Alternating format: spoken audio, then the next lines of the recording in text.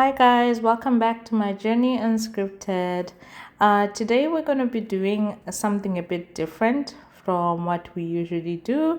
I'm going to be showing you a recipe, so please forgive me for the angle of the camera. I just thought I was busy cooking dinner and then I had an idea that I can shoot this video and share it with you guys.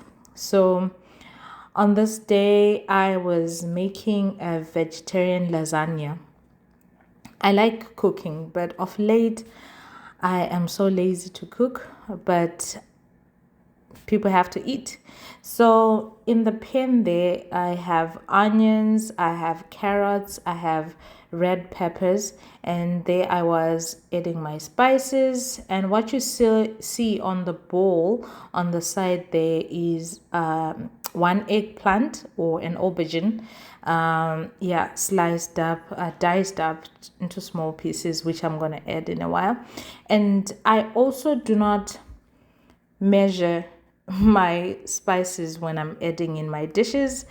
Hence, I cannot tell you how much I put in, but I just eyeball everything. So you season until the chickens come home. Is that a saying? But you season as you like. So yeah, let's cook.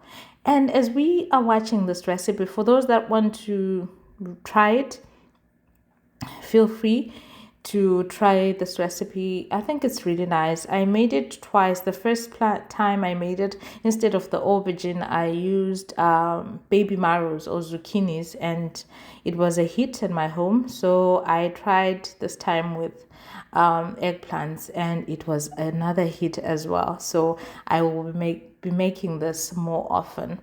And yeah, I don't know if your kids are like mine and they are very picky when it comes to food, because mine are very, very picky, and it's so hard to please everyone. And the other thing is that they do not like meat, so I always have to try to be creative in ways of having them eat their veggies and also substituting protein and all that stuff. So yeah, I try as much as I can.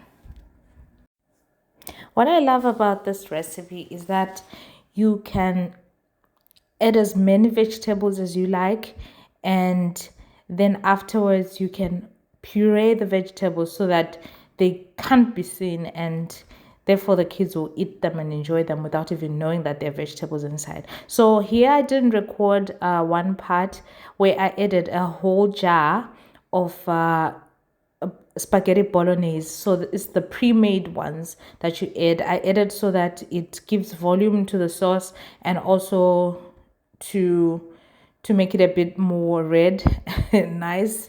And I also added a bit of tomato puree as well. I didn't record that part. And yeah, like I said, after this you can put it in a bowl and puree it. As you can see, I'm doing that there.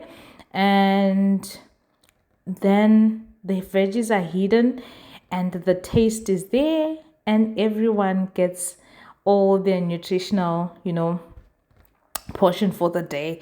So yeah, I really like this recipe.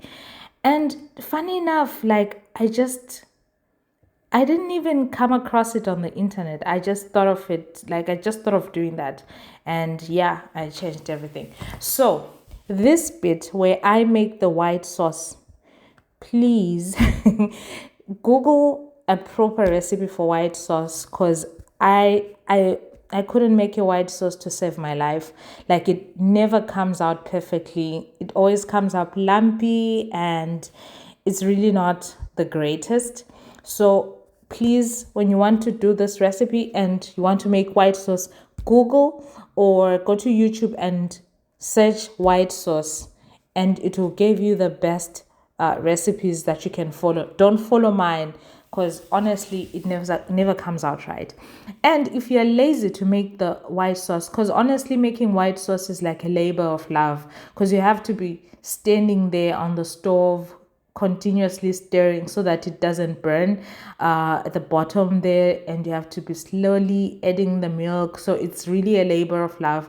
And if you want something quick, you can substitute the white sauce with some cream cheese. So you can mix cream cheese and cottage cheese. You can even buy the cream cheese that's flavored, like garlic and herb and all that, and then you mix it with the cottage cheese. So now when you're layering your lasagna, you just substitute the white sauce with the cheese mixture. It also tastes nice. I tried it and it does taste nice.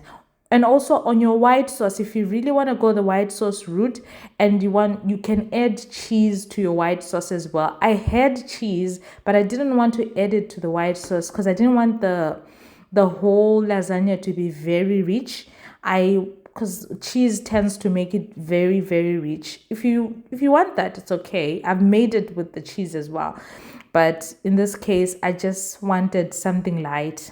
Honestly, I didn't want something very rich. I did add a bit of cheese, and I also added a bit of cheese at the end as well on top to get that cheesy top that we all love. And yeah, and I added a bit of aromat for flavor, and those are parsley, that's dried parsley. I like the green against the white when the sauce is made. I just like that. It's aesthetically pleasing. So yeah, it's a really simple recipe. Like honestly, it's something that you can whip up really quick. And if you're someone who loves their meat on the side as well, you can do the lasagna since it's vegetarian, and then you can have maybe roast chicken on the side, yeah, to make it nice. And then the lasagna sheets that I got, really, they don't need to be cooked. They don't need to be put in boiling water. You can use them as is. I've used them before as they were, and they still come out nicely. But I had to put them in the boiling water because I wanted them to soften a bit. Reason being, I didn't have any tin foil to add on top to help trap that moisture and have the lasagna sheets cook up nicely. So I decided to parboil them and hoping that they'll cook up a bit faster. So yeah, this is how you then layer the lasagna. So you start with the white sauce at the bottom. As you can see, my white sauce is very lumpy, so do not follow mine, but the taste is there. It's just the texture, honestly, and you can't even feel that it's lumpy when you're eating because it's gonna be layered up, so it's still fine. But try and find the proper recipe for it. So you layer lasagna sheets at the bottom. So I overcooked my lasagna sheets, so that now they were sticking together. So it was a bit of a challenge separating them. As a result, I spent a lot of time trying to separate them, and yeah. But as you can see, you add the sauce there, and then you repeat the whole process over and over again, adding this white sauce, the lasagna sheets, and add the bolognese sauce. And yeah, it's really, really delicious. Like, I think I'm gonna be making this maybe once a week, yeah, because it was a hit in my house. I mean, how do you deal with picky eaters? Do you know when we were growing up, like you would eat what you were given, like, and you'd have to finish it.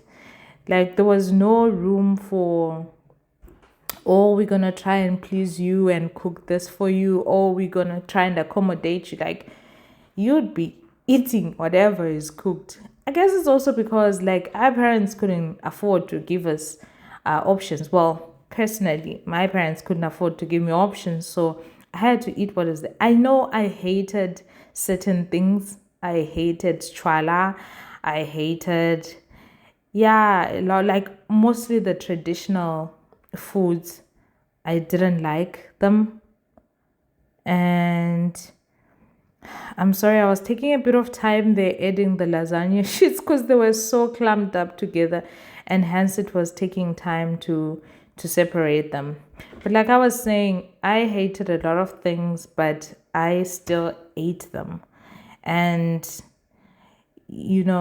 especially like I said, the traditional vegetables, the traditional foods, I never understood why we had to eat those. But funny enough, there's something about growing up.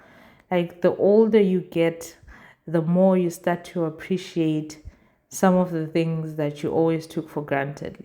Like most of the foods that I hated, truly hated when I was young, I crave them in my older age. Like I crave them so bad. Like now it's rainy season in my home country, and there are certain vegetables that you'd only get around this time, like ulude and bobola, and those are pumpkin leaves, and like there's loads of them that are there around this time, and I hated them growing up. Like I wouldn't eat them.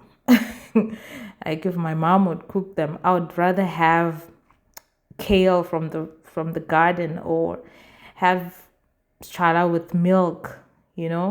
And funny enough, the things that were delicacies growing up, like your rice, your chicken, your pasta, and I'm fed up of them. I don't even like eating them anymore. I eat just like, because you can't be eating the same thing every day, so just for for diversity or anything, but I don't like them anymore. And I now appreciate the things that I never used to like.